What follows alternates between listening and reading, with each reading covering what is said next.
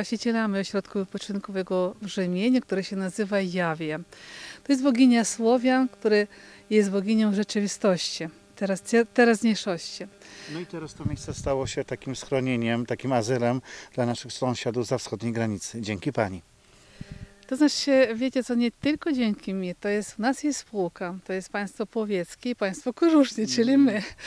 Wiecie, było tylko jedno hasło takie, słuchajcie, pomagamy, co robimy? No akurat chcieliśmy otworzyć nasz ośrodek już w maju, dać możliwości ludziom, żeby przyszli tutaj, opalały się, cieszyły się. Tutaj u nas jest bardzo fajne takie założenie, że zrobimy fabrykę czekolady, będzie dom Baby Jagi, czyli takie, wiecie, żeby tutaj odczuwały ludzie tą radość, taką przyjemność, że coś się dzieje fajnego. No ale się stało tak, jak się stało, słuchajcie, bieda chodzi po ludziach i dlatego decyzja była nasza pierwsza, otwieramy i puszczamy ludzi tutaj do ośrodka.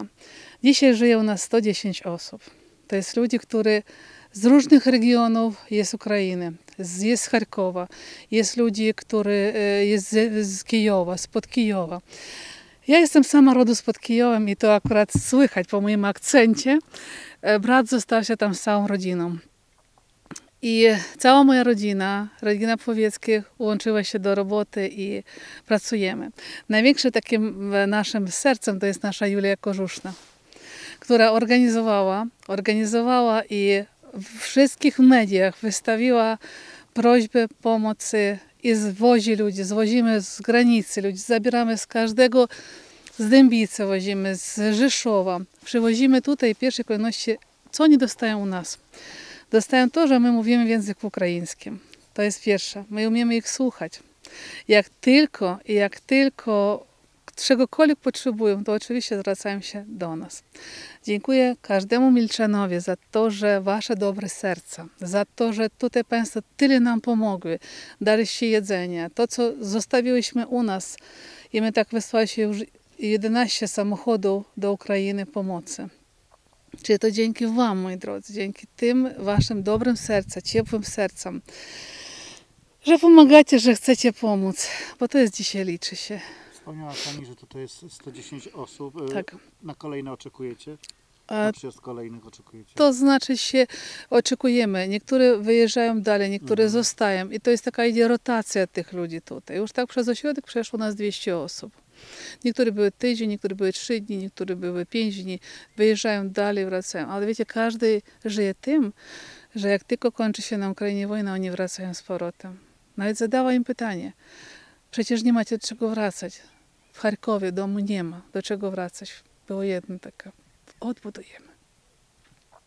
Także to jest takie słowa, które naprawdę bardzo ważne. Żyje u nas profesor. Profesor staruszek, który powiedział mi dzisiaj tak.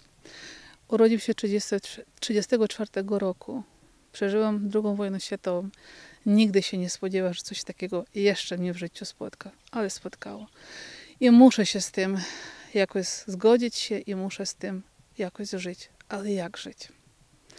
Kiedy sąsiad to dla nas był sąsiad i przyjaciel, a teraz stał wrogiem numer 1. Kiedy każdy Ukrainiec życzy osobie po drugiej stronie śmierci. To jest straszne. Jak ma na imię?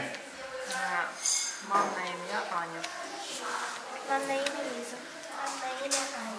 Mam na imię Liza. Mam na imię Liza. Mam na imię Liza. Mam na imię Настя. Mam na imię Natalia. Mam na imię Ania. Mam na imię Alina. Mam na imię Irina. A co jadłaś rano na śniadanie? Nie, zatrudnione. Pirogi.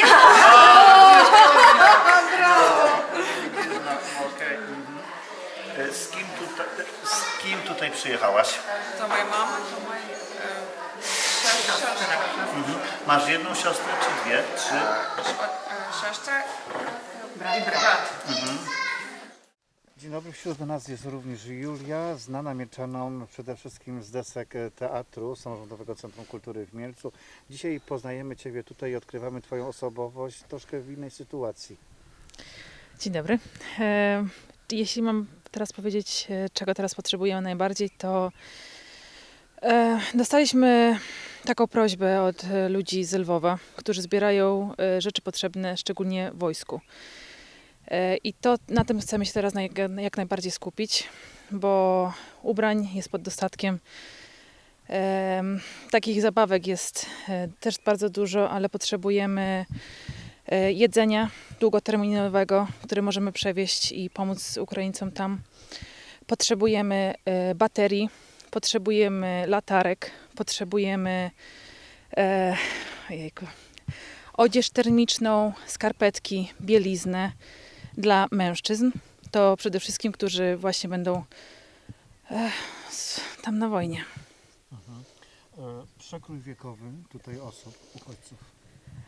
Na ten moment mamy bardzo dużo dzieci w wieku 7 do 11 lat. Kobiety z dziećmi, no i starsze osoby 60+. Czy w jakiś sposób organizujecie im ten wolny czas tutaj? Tak, nasza pani menadżer Agnieszka bardzo dużo zorganizowała różnych rzeczy dla dzieci. Chodzimy na lodowisko, na przykład dzisiaj pojechaliśmy. Byliśmy też już w kinie z dziećmi, z taką dużą grupą, ponad 30 osób. Jeździmy też na trampoliny tutaj w Mielcu, więc też nam bardzo dużo osób pomaga, właśnie Mielczan i chce nam dalej pomagać. Tak samo samorządowe Centrum Kultury, które też do nas dzwoni i się pyta, jak możemy pomóc, jak możemy zorganizować czas dla dzieci. A waszym zdaniem, gdy już to wszystko przeminie, mam nadzieję, że w dobrym kierunku wszystko pójdzie, czy mieszkańcy, obywatele Ukrainy będą już innymi ludźmi? Ja wierzę w to, że jak wojna się skończy, to Ukraina powstanie z tych popiołów jeszcze silniejsza, jeszcze, no nie wiem, będzie zaopiekowana Unią Europejską i że Polacy i Ukraińcy będą takim zjednoczonym narodem. Tak jak teraz Polacy pomagają, myślę, że Ukraińcy naprawdę to doceniają. Mieszkańcy Ukrainy? Jak najbardziej. Bardzo i cały czas codziennie nam dziękują, że tutaj są i no to jest bardzo miłe, ale też bardzo przykre, że nie mogą wrócić do domów. A wy dzwonicie do swoich znajomych, bliskich, którzy tam pozostali po drugiej stronie Polski? Oczywiście, każdy dzień nas zaczyna się, co u was słychać, jak u was nocka minęła, południe, jak minął ten do południa, no i wieczorem, jak u was, czy wszystko jest dobrze. 3 razy obowiązkowy jest telefon, obowiązkowo musi być spowiedź, ale kiedy dzwonisz, nie odbiera, wysyłasz SMS i widzisz, że nie doszedł, no oczywiście, że zaczyna się już tam w sercu dygotanie, że coś się jest nie tak. No także oczywiście, że tak, każdy się nas martwi, każdy to przeżywa, ale wiecie, że dla mnie, jak ja mówiłam swojemu bratu, powiedziała Piotrek, wszystko co ja robię, to robię się dlatego, tak jak robiłaby dla ciebie. Te ludzie, to jest tak jakby ty tutaj byłeś. Także to jest, no to jest Taka nasza rodzina. Taka nasza rodzina w Brzemieniu. Wasze marzenie już na koniec naszej rozmowy? Żeby to się skończyło jak najszybciej. wiecie, pozwolić ludziom wreszcie oddychać bez strachu. Życzyła, żeby łzy u nich były na oczach tylko radości. Życzyłaby, żeby oni odczuły to, że wyniosły stąd jeszcze jedno, że Polacy to są ich nieprzyjacielami. Ja już nieraz mówiłam i jeszcze też Państwu powiem. Załatwiając lekarstwa do szpitalu, bo każdy mnie prosił o to tanie, jeżeli można, pomóż. Przekazały bardzo duży dar leków i kiedy przekazywała hurtownię leków z Gdańska, bardzo fajne słowo napisały na opakowaniu: Ukraino, Ty dla nas jesteś skrzydłami. A Ukraińcy napisały: a wy sercem. Moi drodzy, pracujmy sercem. Wiecie, człowiek ma serce, duch i duszę. Jeżeli my z wami będziemy razem się łączyć, nas nikt nie pokona.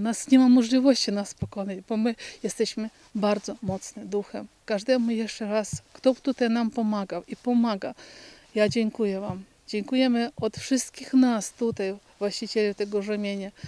I jak tutaj, moi drodzy, kończy się wojna, uwierzcie mi, ten rzemień przyjmie was z otwartymi rękoma, z dobrym jedzeniem, słuchajcie, słowiańskim. No i oczywiście tutaj nie będzie więcej łez, tylko będzie sama radość.